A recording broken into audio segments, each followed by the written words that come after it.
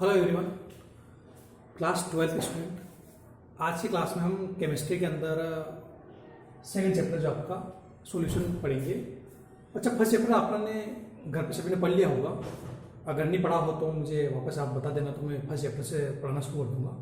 वैसे तो first chapter में वैसी चीज़ें हैं, तो मैंने आपके लिए डायरेक्ट सेकंड चैप्टर से स्टार्ट किया है। अगर किसी को लगे कि हाँ फर्स्ट चैप्टर में कोई डाउट हो तो मुझे ज़रूर मैसेज कर देना, कमेंट कर देना, या मुझे व्हाट्सएप कर देना, तो मैं आपको फर्स्ट चैप्टर भी पढ़ाना शुरू कर दूँगा उसके बाद। तो पहले मैं आपको सेकंड चैप्टर से पढ़ाऊँगा केमिस्ट्री के अंदर। एक और चीज़, टाइम काफ़ी स्पेंड हो चुका आपका और आप काफ़ी पीछे चल रहे हो, तो आप जो पढ़ें व्यवस्थित पढ़ें और रेगुलर पढ़ें। डेली मैं आपको वीडियो बना के डेली भेजा करूँगा जो भी हम पढ़ेंगे।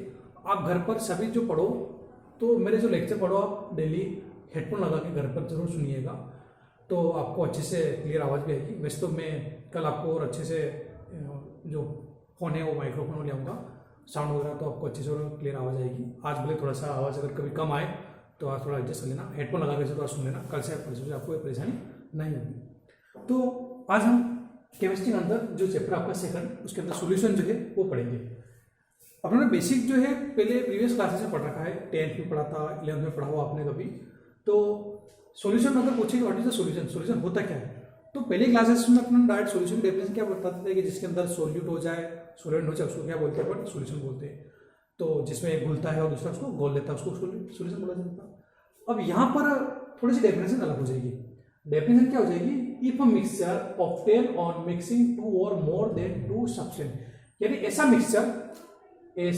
मिक्सचर जो जिसके अंदर दो या दो से ज्यादा सब्सटेंस क्या होते हो, होमोजीनियस, उसके होमोजीनियस फॉर्म में। अब ये होमोजीनियस क्या होता है तो समझिएगा, जैसे मान लो मिक्सचर जो होते हैं वो दो तरीके होते हैं आपका,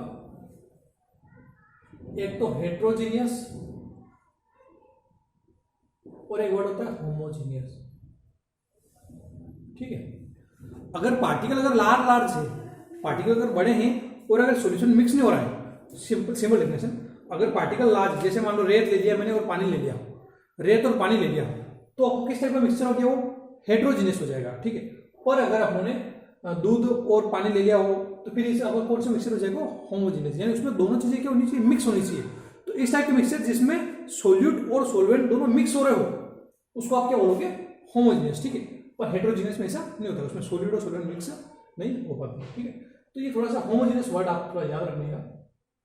तो यहां पर जैसे क्या है, सब्सटेंस, यानी दो या दो से ज्यादा सब्सटेंस किस फॉर्म में होना चाहिए, आपका होमोजेनियस फॉर्म में, तभी वो आपका क्या बनेगा, सॉल्यूशन बनेगा। क्लियर है, ये डेफिनेशन आपको अच्छे से याद हो जाना चाहिए। मान लो एग्जाम में अगर क्वेश्चन आ जाता हो कि सॉल्यूशन को डिस्क्राइब करो, उसके टाइप वगैरह बताओ, तो इस क्वेश्चन को अपन क्लियर कर रहे हैं, उस टॉपिक को क्लियर कर रहे हैं। तो if mixture obtain on mixing two और मोर देन टू सब्सटेंस, यानी ऐसा मिक्सचर जो दो या दो से ज्यादा सब्सटेंस को क्या होमोजेनियस फॉर्म में मिक्स करता हो, उसको क्या बोलेंगे आप, सॉल्यूशन बोलेंगे। ठीक है, ये आपकी डेफिनेशन है। अब टाइप्स ऑफ सॉल्यूशन, अब सॉल्यूशन कितने टाइप के होते हैं, तो मैंने बताया जैसे सॉल्यूशन जो आपके ए और बी दो टाइप के बताए हैं, on the basis of physical state, एक तो फिजिकल स्टेट के ऊपर और एक बेसिस ऑफ कंसंट्रेशन, उसकी क्वांटिटी के ऊपर, एक तो उसके फिजिकल स्टेट के ऊपर और एक उनके कंसंट्रेशन के ऊपर। ठीक है, अब फिजिकल स्टेट के अंदर भी इसके बहुत सारे टाइप है, तो on this basis solution of 3 types. अब इस बेसिस पर भी जो सॉल्यूशन होते हैं कितने टाइप के होते हैं, आपके 3 टाइप के सॉल्यूशन होते हैं। अब एक 3 टाइप के सॉल्यूशन कौन कौन से, तो आपको दिख रहा है, बोर्ड पे दिख रहा होगा, गैसियस सॉल्यूशन, लिक्विड सॉल्यूशन और एक और कौन सा, सॉलिड सॉल्यूशन। तो लिखा मैंने गैसियस सॉल्यूशन, लिक्विड सॉल्यूशन और सॉलिड सॉल्यूशन। तो देखिए फिजिकल स्टेट से नाम से लग रहा है कि उसमें सॉल्यूशन की स्टेट क्या होगी। तो जैसे अगर मैंने बोला है कि गैसियस सॉल्यूशन है, यानी उसमें जो सॉल्यूशन होगा किस फॉर्म में होगा, आपको गैसियस फॉर्म में होगा। जैसे मान लो एटमॉस्फेयर की बात कर दी तुमने, तो एटमॉस्फेयर में बहुत सारे गैसेस है, तो किस टाइप का सॉल्यूशन होगी, आपका गैसियस सॉल्यूशन होगा। अगर उसमें अपने दो या दो से ज्यादा गैसेस को रखा हो, होमोजेनियस फॉर्म में रख रखा है, तो किस टाइप का सॉल्यूशन हो जाएगा, वो आपके गैसियस सॉल्यूशन हो जाएगा। इसमें कौन सी गैसें होगी, जो भी होमोजेनियस फॉर्म में रहेगी वो। ऐसे लिक्विड सॉल्यूशन में क्या होगा, तो इसमें क्या होगा, जो सॉल्यूशन होगा किस फॉर्मेट में होगा, आपका लिक्विड के फॉर्म में होगा। ठीक है, मैं आपको इनके सॉल्यूशन के डेफिनेशन वगैरह जो है जब वीडियो के बाद पिंक वगैरह भेजूंगा, तब उससे नोट कर लीजिएगा। थर्ड फॉर्म है सॉलिड सॉल्यूशन। अब सॉलिड में क्या होगा, वापस वही इसमें क्या होगा, आपके सॉल्यूशन के अंदर क्या आ रहा होगा, 2 या 2 से ज्यादा सॉलिड आ रहे होंगे, इसलिए इसका नाम क्या पड़ गया आपका, सॉलिड सॉल्यूशन। ओके, तो ये तो अपने टाइप्स पड़े किसके, आपके फिजिकल स्टेट के। अब इसके बाद देखते हैं on the basis of concentration. अब उनकी कंसंट्रेशन के ऊपर, उनकी क्वांटिटी के ऊपर, कि उसकी क्वांटिटी कम होगी ज्यादा होगी, उनके ऊपर अपन सॉल्यूशन को डिस्क्राइब करेंगे। जैसे फर्स्ट है डाइल्यूट सॉल्यूशन। क्या देखा, डाइल्यूट सॉल्यूशन, यानी इसमें सॉल्यूट और सॉल्वेंट होगा, पर किस कंडीशन में होगा, वो डाइल्यूट फॉर्म में होंगे, यानी उसमें लिक्विड होगा, इसलिए उसका नाम क्या दे दिया अपने, डाइल्यूट सॉल्यूशन। ओके, सेकंड है कंसंट्रेटेड सॉल्यूशन। अब इसमें सोल्यूट और सोल्वेंट दोनों होंगे, लेकिन इसमें किसकी क्वांटिटी ज्यादा होगी, आपके सोल्यूट की, इसलिए इसका टाइप का नाम क्या हो गया, कॉन्सेंट्रेटेड सॉल्यूशन। यानी कंसंट्रेटेड सॉल्यूशन के अंदर क्या होगा, आपके सोल्यूट की क्वांटिटी ज्यादा होगी। ठीक है, इन सब की डेफिनेशन में आपको जब इसके पिक भेजूंगा उससे आप नोट कर लीजिएगा। और वैसे आपकी बुक अगर हो, आप सिलार से पढ़ रहे हो या आप जिस भी बुक से पढ़ रहे हो, उसके अंदर सबके अंदर की डेफिनेशन अच्छे से दे रखी है। ठीक है, वैसे मैं नोट्स आपके डेली जो है जो लिखा हूँ, आप एक काम करना, घर पर एक मोटी सी कॉपी खरीद के ले आना, तो उसमें डेली जो मैं लिखने के लिए बोलूंगा, आप ये लेक्चर तो बस समझिएगा, लेक्चर को आपको नोट नहीं करना है, आपको जो टॉपिक पढ़ा रहा हूँ तो इसके टॉपिक वाइज जो है क्वेश्चन आप जरूर लिख लीजिएगा। जैसे हमने हेडिंग डाल दी सॉल्यूशन, तो आप लिख देना what is solution and describe type of solution, ये क्वेश्चन लिख दिया, और अब मैं आपको जो पिक भेजूँ उससे आप अपना आंसर लिखते जाना। ठीक है, ऐसे अपन नोट्स वगैरह डेली बनाते जाएंगे और आप टॉपिक क्लियर होते जाएंगे। थर्ड है आपका सैचुरेटेड सॉल्यूशन। अब सैचुरेटेड सॉल्यूशन क्या होता है, तो देखो सैचुरेटेड सॉल्यूशन अपन बताते हैं, जैसे ऐसे सॉल्यूशन जिसमें एक लिमिट बाद अपन कोई क्वांटिटी को घोल नहीं पाते हो। जैसे मान सपोज करो कि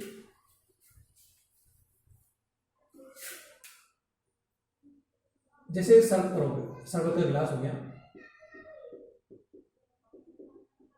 इसमें क्या है, वाटर, और अपन मान लो स्पून से क्या मिला रहे हैं, इसमें क्या मिक्स कर रहे हैं, इसके अंदर शुगर मिक्स कर रहे हैं। ठीक है, तो स्टार्टिंग में अगर अपन इसके अंदर शुगर डालते जाएंगे, शक्कर अगर पानी के अंदर डालते जाएंगे और उसको घोलते जाएंगे तो घुलती जाएगी। ठीक है, तो इस टाइप का सॉल्यूशन जिसमें एक लिमिट क्वांटिटी तक अगर कोई सॉल्यूट घुल रहा हो, तो उसको क्या बोलेंगे अपन, सैचुरेटेड सॉल्यूशन। अगर एक टाइम बाद घुलना अगर बंद हो जाता हो तो फिर क्या बन जाएगा, वो अनसैचुरेट हो जाएगा फिर वो। ठीक है, अगर घुलना बंद हो गया तो सैचुरेट, अगर घुलता जाए तो फिर वो अनसैचुरेटेड हो जाएगा।